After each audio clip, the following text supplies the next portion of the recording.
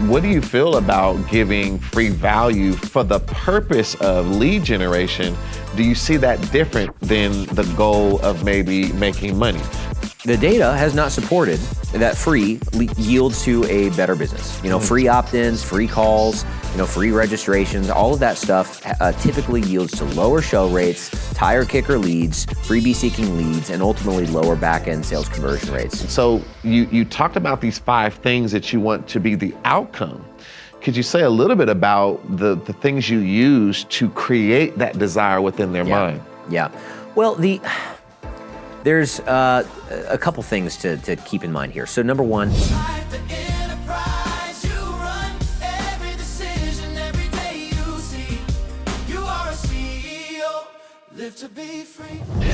there's a mentality to think that most people think free doesn't have a cost. And the whole movement on the internet to try to attract traffic, try to get people interested in what you do, what you provide, has always kind of landed in this area of maybe if I do it for free, I can get more people interested in what I do.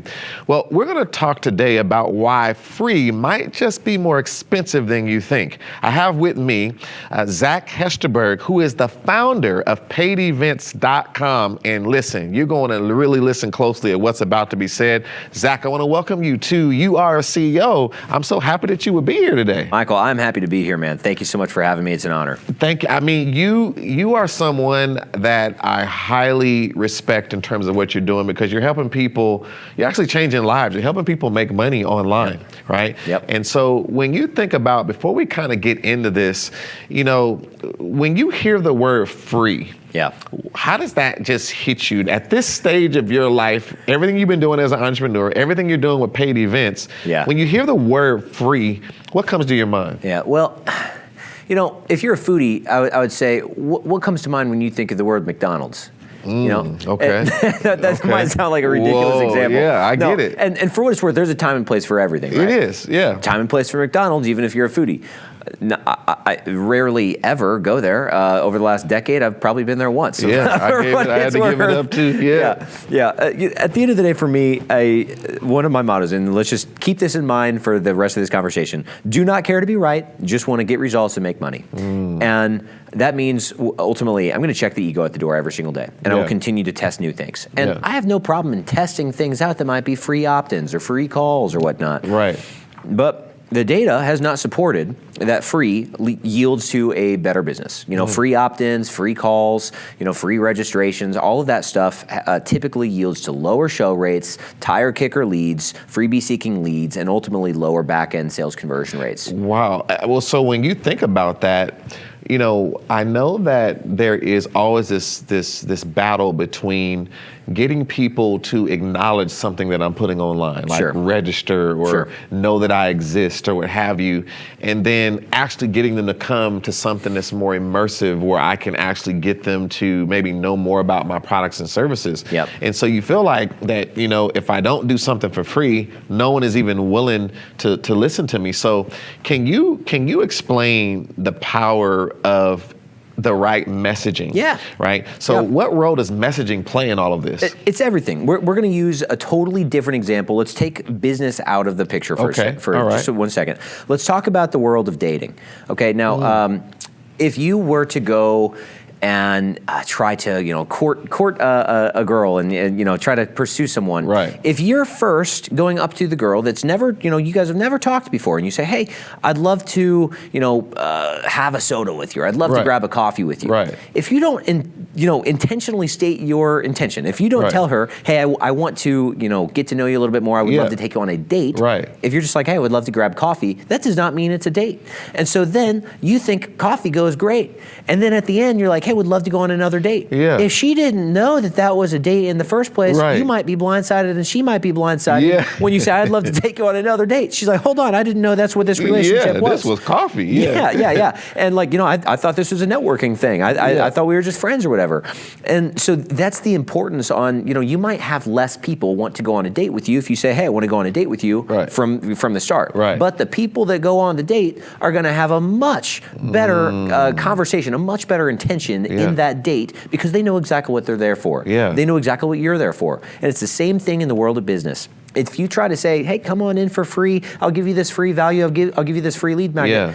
It's not like, people don't think you're running a nonprofit, but what they're hoping for from the very get-go is that they won't have to pay you if it's free. And even if they're like, maybe I would like to pay this person, if it's free, they're not going to take it seriously. The likelihood they actually show up for that webinar, show up for that call, read the PDF, read the download, very low. Very few people pay attention to what they don't pay for. And so anyway, it's just state the intention in your messaging, and you'll attract the right people and you'll repel the wrong ones. So what do you say then, because there's a difference between a interest or a prospect and a lead. A lead to me is actually giving their contact information. They have raised their hand and said, I would like to get more information, and here's the way to contact me, right?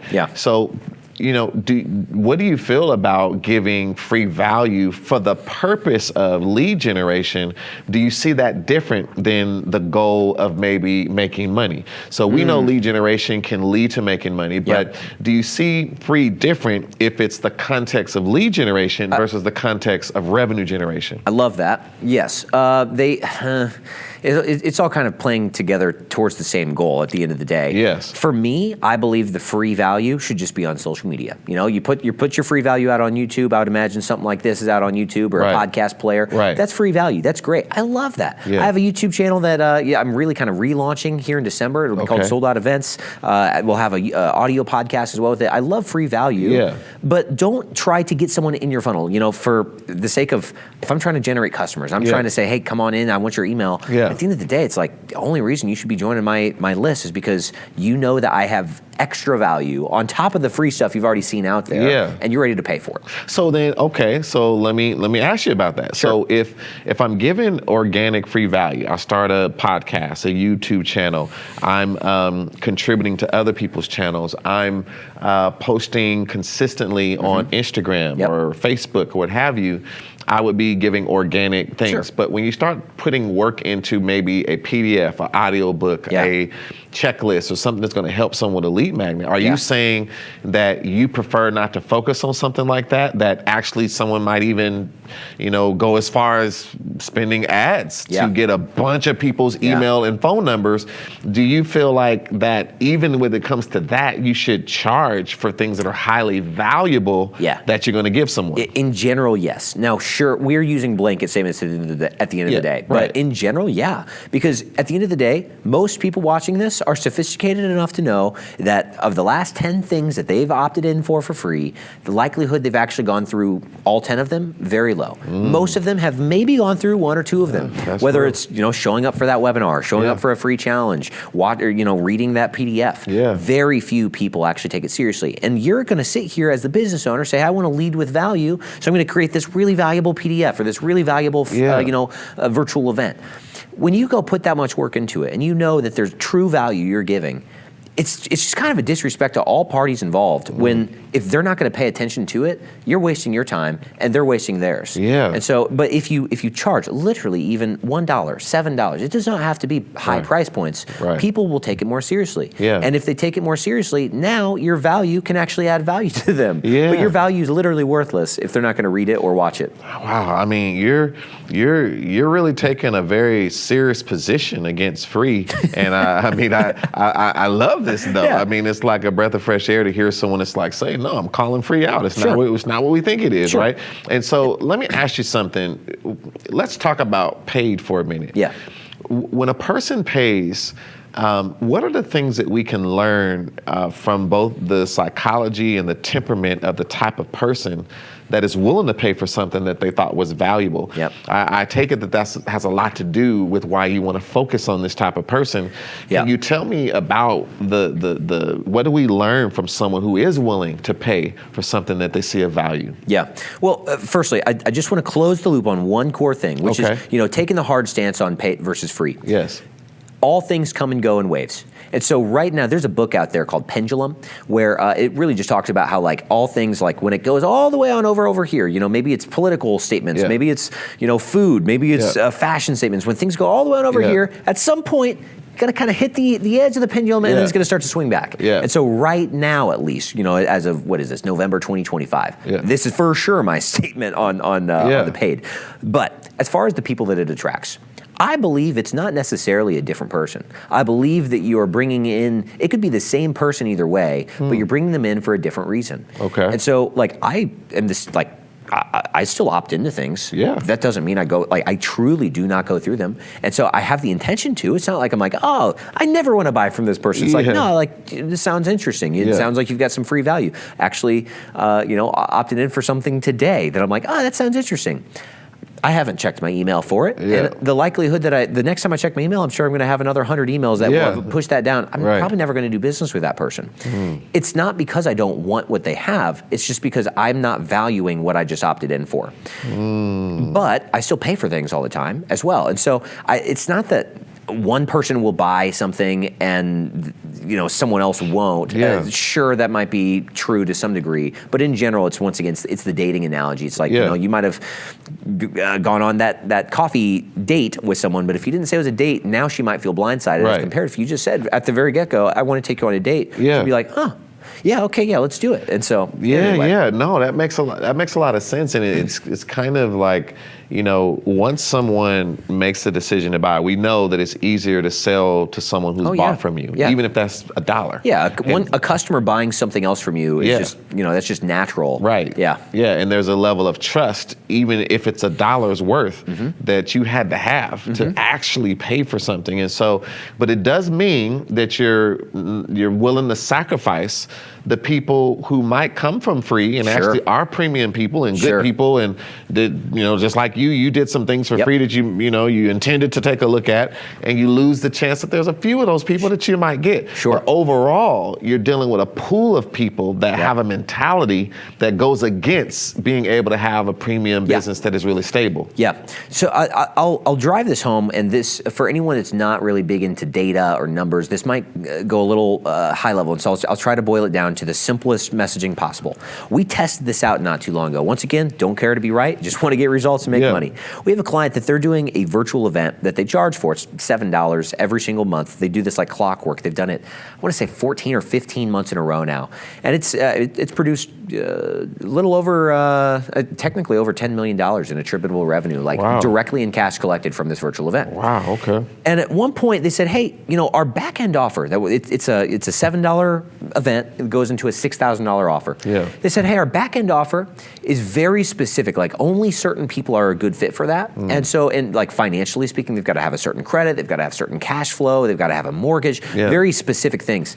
They said, hey, what if we drop the $7 price tag, make it free, but instead you have to qualify. You have to fill out like a financial calculator to qualify, and if you're a good fit, great, you get free admission. And they did that.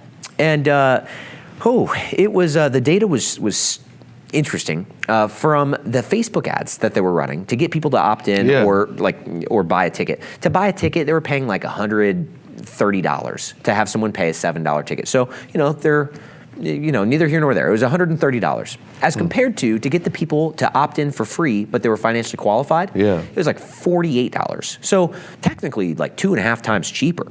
Great deal to go in for the free people, right? But then they hosted their event. And so after you factor in show rate and then the back end conversion rate, if you look at just total ad spend to get the people there for free versus total ad spend to get the people there for $7, what they found was on that $6,000 offer, the cost to enroll someone into the 6K offer on the $7 funnel was $1,800, okay? So they were over 3Xing their ROI, they're 3Xing their money, as compared to the cost on the free registrants. Even though it's so much cheaper to get them there, the cost was $3,600 to get them to enroll into the back-end offer. And they were qualified. Financially speaking, they were qualified. It's just the show rate and the conversion rate is so much lower just because you're setting off the relationship on the wrong foot without stating the right intentions. And so that's why, I hope that's a direct example for why we like to do this so much. It's, once again, don't care to be right. We just want to get results. Yeah, wow. That is a compelling, example of what you're talking about. And so there's scripture in the Bible that talks about every seed begetting of its kind. A seed will, an orange will always create an orange. A lion will create another lion. And it's as if God realized he would be creating forever if he didn't put a seed within it, right? So when you think about finding the right person who seems to have the right seed, they invested in themselves, they have a certain mentality. I understand that you don't just help people craft their messaging, their market, and then getting them to a paid event. You actually help them to know how to interact with that person, how to speak from the stage, and those things. So tell me now, like once I've got the right seat in the room, like they've invested, what are some of the things that you get into to now appeal to this person that has the right seed? What are some things you do to actually get them to go even further? Oh, you're about to give me the nerd out, my man. This is like one of my favorite things to talk about is there's a difference between a buying environment and a teaching environment or a learning environment. People don't understand that. They think that just because people paid to be in the room, that they'll happily pay you, your whatever your next offer is.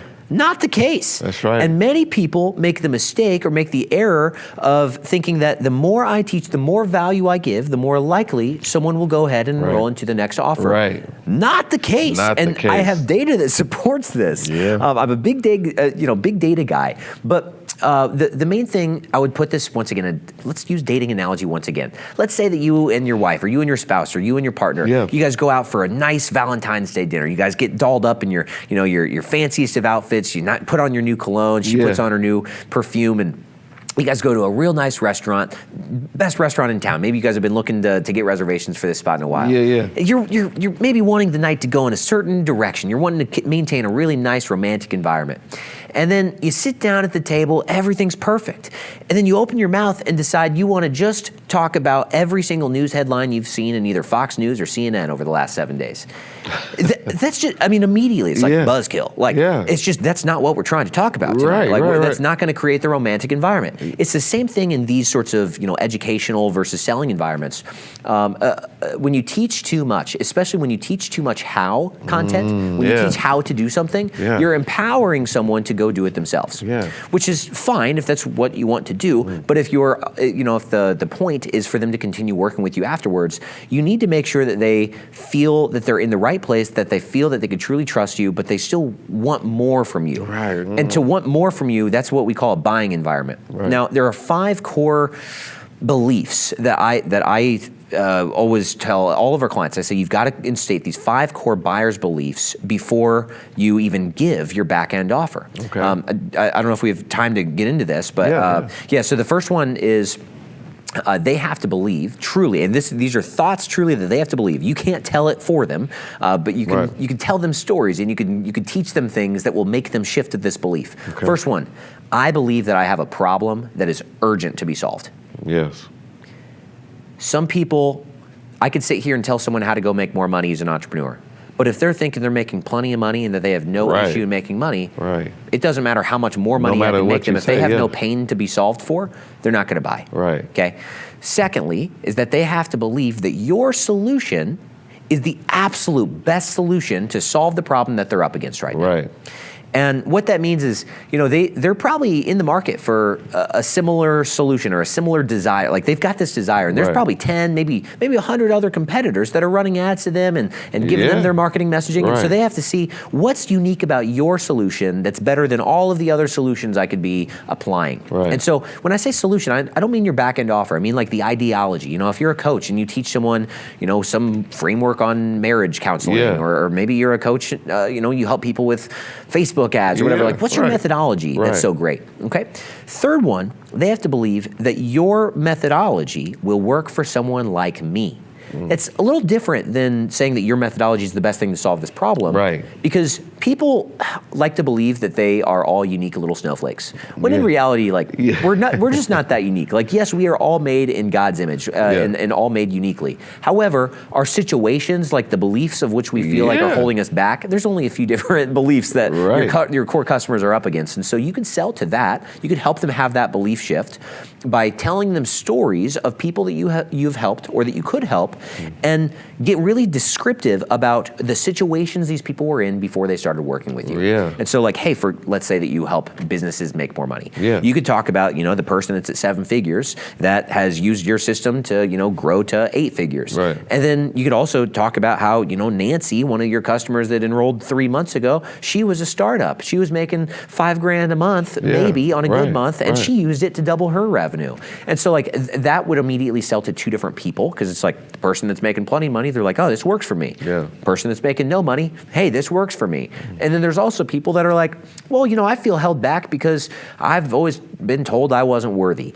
Sure, that's a fair thing. And so maybe you've got a bunch of different stories you can share that will help every person in the audience with their unique situations will be like, I don't maybe relate to those 5, but man, this 6th one, that sounds like me. Yeah. Like that's me. And if that person can do it, I can too. And so you want that belief to be instilled. Yeah, so then these are the beliefs that if they're within the heart and mind of that person, you're almost guaranteeing a purchase, right? Yeah, 100%. Right? Yeah, if all 100%. Those things are there, right? Yeah, because once again, these are before they even hear about what your back-end offer is. Yeah, so would you say when someone is in a selling environment in which, whether that's virtual or in person, essentially we are really energy creators. We're desire in creators. We're trying to increase the desire in someone. We're trying to increase the energy in them to remove resistance so that they can take that next step into what they actually want. Sure. So you talked about these 5 things that you want to be the outcome.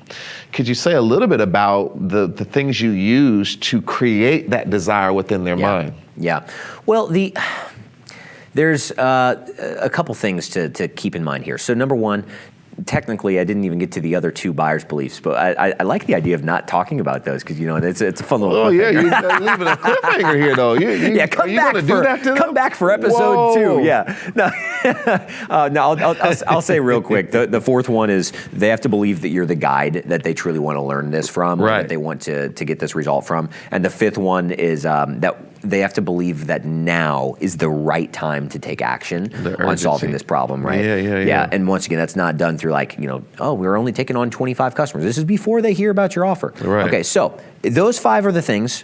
Now, as far as creating desire, I mean, most of these people already have certain desires in general. So, let's say that you are a business coach. We'll just use an easy example. If you're a business coach, you know what your customers are desiring. They want more money, they want to spend less time making it, and they want less stress and less overhead.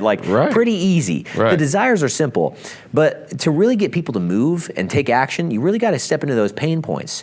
And the pain points, it's not about from a place of manipulation. It's just people will run faster running away from pain rather than running towards pleasure. Right. If I said, Michael, there's $1 million in cash, sitting outside your building right now, you might run towards it. However, if you saw a madman with a machete right behind you and he's about to chop off your head, I feel like you might just have a little bit more of a pep in your step. Yeah.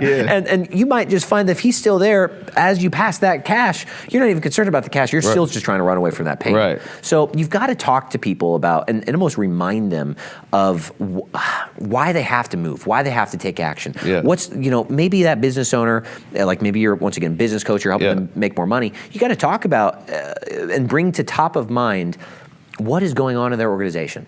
Hey, you've got 3 people right now that are wearing multiple hats right now in your business. Yeah. You realize that if one person quit, you're done. Like that one person quits, your entire organization is going to be running around like the chickens with their heads cut off because too many people are wearing too many different hats. Right. And it's not easy to go hire or replace that one person because they're wearing too many different hats. Yeah. So if you want to get away from that, you actually have to grow your business so you can hire more people. And as you hire on more people, hey, make sure that you're only letting them wear one hat at a time and start to take away some of the hats from your other employees. Right. So that would be one example is really the fear of loss. You're tapping into that person's fear of what if I lose an employee right now? Like how would I operate? Exactly. Oh crap, I can't do that. Okay, I better grow my business a little bit more so I can hire more people so that doesn't happen. Yeah. Or the fear of some people are tired of having the same conversation with their spouse every single month or every single year. Hey, next year's going to be different, honey. Next month's going to be different, honey. We're going to get that new home eventually, honey. Yeah. And it's like, man, when are you going to finally buck up and get the result that you've been promising your spouse, kind of dangling that carrot? And they're like, at this point, you're getting into those internal motivators that they're like, man, I have been having that conversation with my spouse over the last year. I do need to take action. And so, like, they already have desire. That part's easy. But more so reminding them of the reasons why they need to take action. Those are pains that you have to bring out. Yeah. And not from a place of manipulation. These people want these results anyway. And sometimes they need to be reminded of why they need to take action now. Yeah, and you're really building a bridge between what they already want and then understanding what's available through you to actually solve that problem or to actually get them to that solution. I just would love to just have another maybe 5 hours with you to talk about this.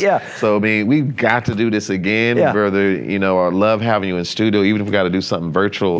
I know you got to run. You got things going. I want to just ask you this last thing, and we'll close with this: is that people have a tendency to make the mistake of maybe not recognizing what's possible in terms of making money online. So there's so much noise. They see the ads. They see so many people offering different things, and they say, I just don't know what all that these individuals do. But me, I don't really think I could make money online. Can you say something encouraging, because you're not only into helping people do paid events, you're helping people really exercise all of the skills required to change the financial direction of their life. And I think it's important, before someone can even hear this discussion and appreciate it, to get in a mindset of understanding what's really possible if you do the things you need to do. Can you give some final thoughts about this? Yeah, I mean, I think it's helpful to understand we as humans, we've got to be self-aware. And there are things that we know. And then there are things that we know that we don't know. Like, for example, I know that I don't know certain languages. But then there are things that I don't know that I don't know. There are certain languages that I don't even know exist right now, that I wouldn't even know that I might need to learn those languages because I don't even know they exist. That's more so what we're talking about right here, is a lot of people are sitting here and, if they've made it this far, ideally they're somewhat interested in, trying to level up their life in some way, shape, or form. But there are things that you don't know that are possible in your life, and you need to be surrounded with data or evidence that those things can be possible. You might be sitting here at, I don't care what you're making, man, or female, they could be at, 10 grand a month or 100 grand a month or $1 million a month. And they think that next level is not possible. And it's reasonable because they're not surrounded by other data that supports it as possible. However, if you're over here thinking that every single person around you is allergic to, peanuts, that does not mean that all people are allergic to peanuts. You need to go change your environment and see, hey, there are plenty of other people doing this. And so, in general, be careful of your environment. Be careful of the data that you're looking at, because some people are continuing to reinforce their minds with data that says they can't do something, when in reality, all they have to do is change side of town, or maybe change into a different podcast. Listen to more of these podcasts, attend virtual events, attend live in-person events, the one that we were at right here today. The more that they change their environment, the more they're going to realize what is possible. And they're going to learn, they're going to get to a point where they actually cannot deny the possibility out there for them. It was like myself, the first time I went to Dubai.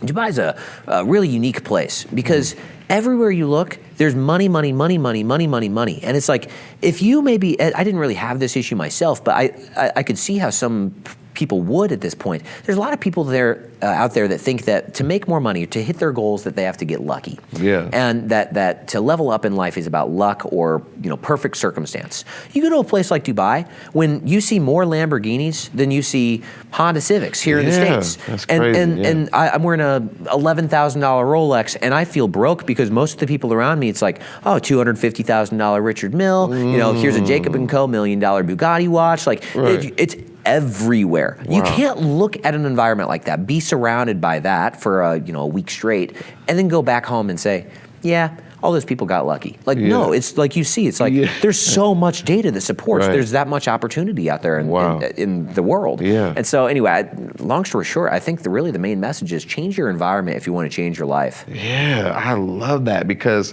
it's so many things that I love talking about, the whole equation of we think, we feel, and then we act. And everything starts from the thoughts we have, which then create feelings, and those feelings influence what we do. But sometimes people people don't go all the way back before the thought, because the thought is coming from the environments I've been in. Correct. So if you really want to change your life, you got to change your environment. 100%. And so I love what you said. So I'm going to give you the final word to tell people who want to work with you, they want your help. They know that you are transforming, you're changing the game of what paid events are all about. Can you tell people, how do they work with you if they want to work with you? Sure. Easiest place, just go to paidevents.com. Feel free, book a call with us. And the way, just to be very clear, when you book a call with us, ironically, that call would be free. There's nothing else that's free after that. And, and fully transparent, we're also not running ads to go book free calls with us. Like, that's not what we promote. But go there, feel free, learn a little bit more about us. And when we jump on calls with people, it's not like, hey, let's demo our service, here's how it works. We're literally diving into their business, learning about their offer, and seeing, like, half the time it doesn't make sense to go do this. Sometimes it's you're a little premature for the process, and no big deal if so. But we would actually like map out what an event would look like within your business, and it's like, hey, if you're keen for that, you're down for that, amazing. Then we could talk about what it would look like to work with us. If not, no big deal. But yeah, that would be one place. The other place, feel free, follow me on Instagram. Zach Hesterberg is the tag there. And then I don't know when this will come out, but I do have not Facebook, a YouTube and audio podcast. Sold Out Events is what it'll be called, and that'll be twice a week. We've already got a bunch of content in the bank right now. We're just waiting until mid-December to launch it. So. Oh, man. Well, I'm rooting for you, Zach, and all that you're doing, and really celebrate what you've been doing. I feel like this is a relationship that's going to continue for some time, and I'm glad to have met you. And so, I mean, again, I love when people say, we don't work with everybody, because it lets you know they care about who they work with. And so I just want to thank everyone who listened into this episode. I want you to understand, listen, we have to put free in its place. We're not saying that there's some things out there that people don't do for free, but we got to understand, when we're trying to deal with a certain type of person and we're trying to actually transform their life, give them something of value that makes their life better, we've got to make sure we're dealing with someone that's in the right mindset, that's in the right focus, and someone who's serious about the transformation that we can deliver. And when we filter out all the noise and just leave behind the things that are really of substance, something special happens. We actually are able to build a business that really can last, something that's truly sustainable. And so if you want to know more about paid events, make sure you follow up on all the information that Zach shared. And as all of you know, this is You Are a CEO, where we tell you to charge, expand, and overcome until you achieve the ultimate freedom. Until next time, God bless. Outcome. Could you say a little bit about the things you use to create that desire